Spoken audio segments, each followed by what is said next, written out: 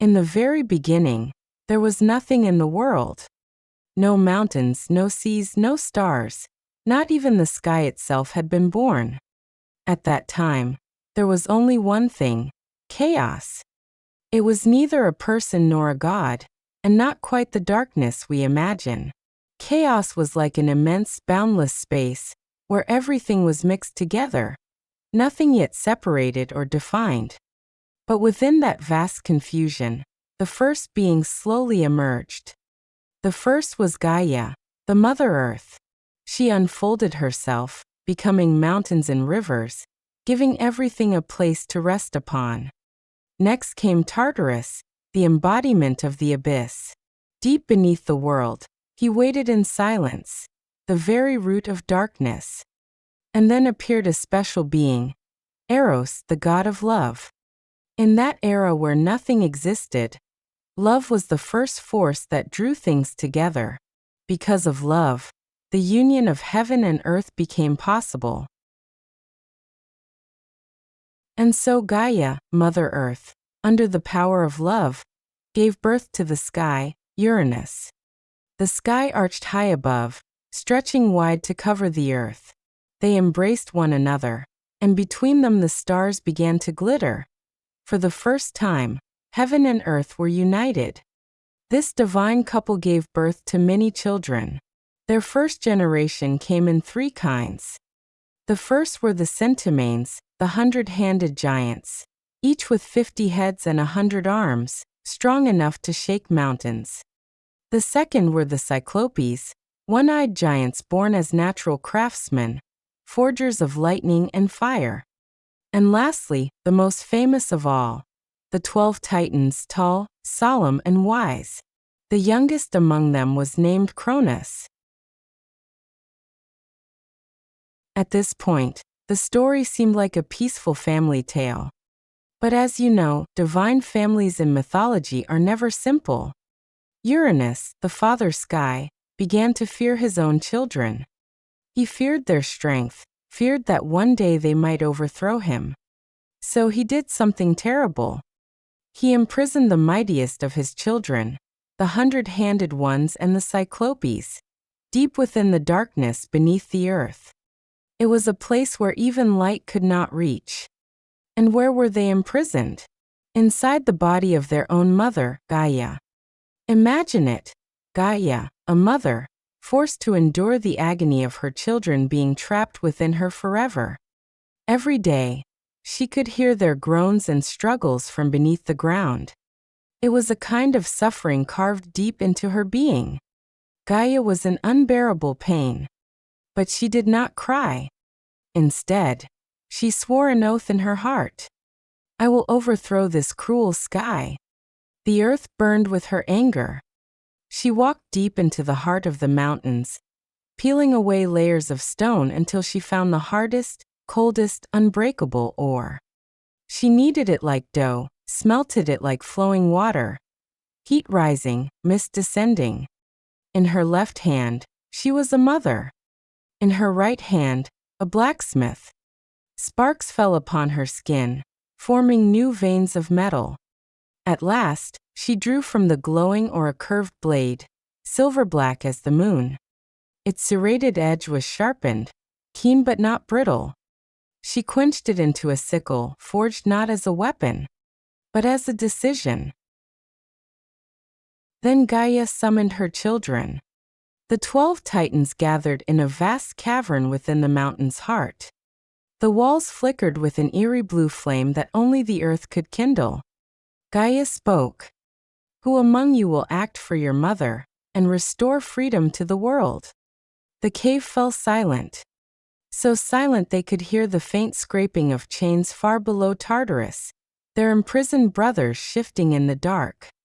The 12 shadows glanced at one another. None spoke first.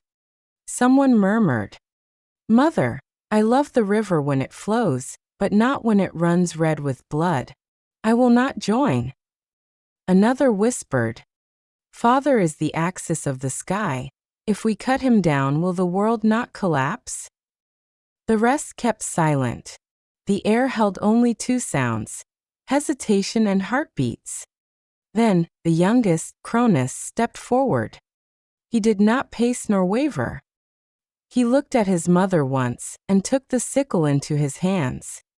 He said quietly, "Mother, I will do it." His voice was not loud, but it split the silence clean in two.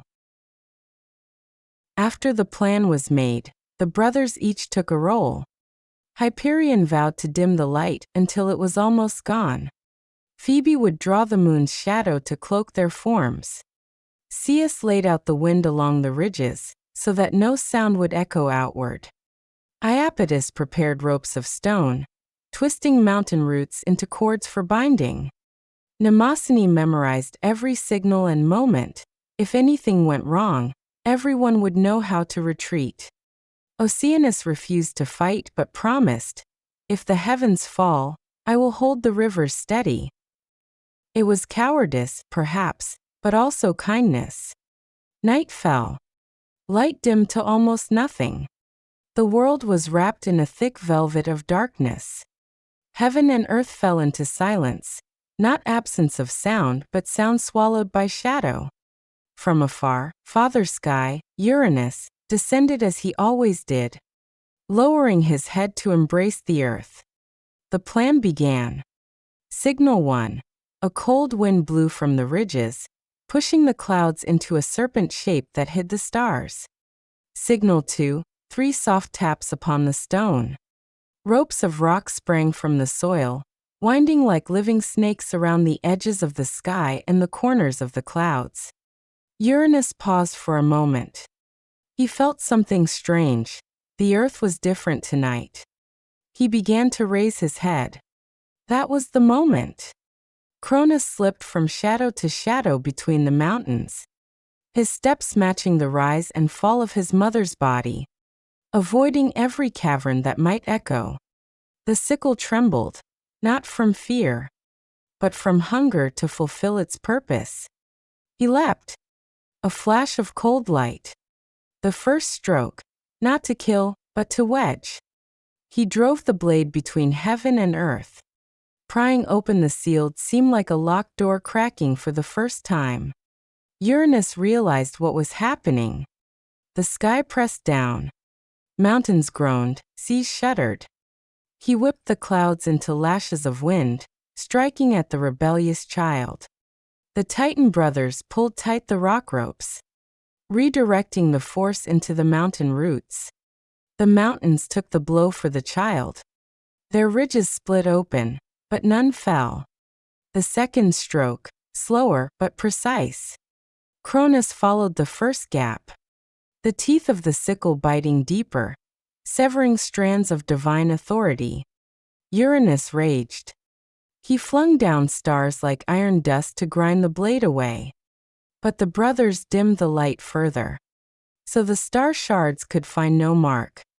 And the shadows thickened, blurring every strike. Then came the third stroke, the one that truly severed. Cronus shifted his grip, aligning hand, arm, shoulder, and spine as one. He did not strike.